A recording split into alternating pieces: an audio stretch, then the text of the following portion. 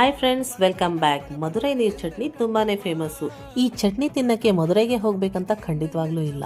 ಹಾಗೆ ಈ ಚಟ್ನಿ ತಿಂತ ಇದ್ರೆ ಎಷ್ಟು ಇಡ್ಲಿ ತಿಂತೀರಾ ಅಂತಾನೂ ಗೊತ್ತಾಗಲ್ಲ. ಮನೇಲೆ ಮಧುರೈ ನೀರ್ ಚಟ್ನಿನ ಹೇಗ್ ಮಾಡ್ಕೊಳ್ಳೋದು ಅಂತ ನೋಡೋಣ.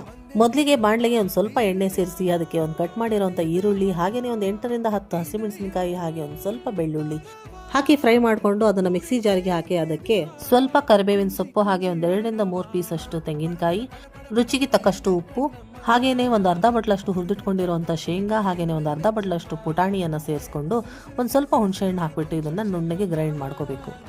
ನೀರು ಚಟ್ನಿ ಆಗಿರೋದ್ರಿಂದ ಇದಕ್ಕೆ ಸಾಕಷ್ಟು ನೀರು ಸೇರಿಸ್ಬಿಟ್ಟು ಇದನ್ನು ತಿಳುವಾಗಿ ಮಾಡ್ಕೊಳ್ಳೋಣ.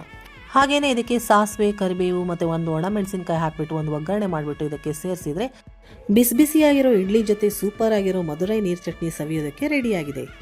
ಖಂಡಿತವಾಗ್ಲೂ ನೀವು ನಿಮ್ಮ ಮನೆಗಳಲ್ಲಿ ಟ್ರೈ ಮಾಡಿ, ಹಾಗೇನೆ ಹೇಗೆ ಬಂತು ಅಂತ ನನಗೆ ಕಮೆಂಟ್ ಮೂಲಕ ತಿಳಿಸಿ. ಧನ್ಯವಾದಗಳು.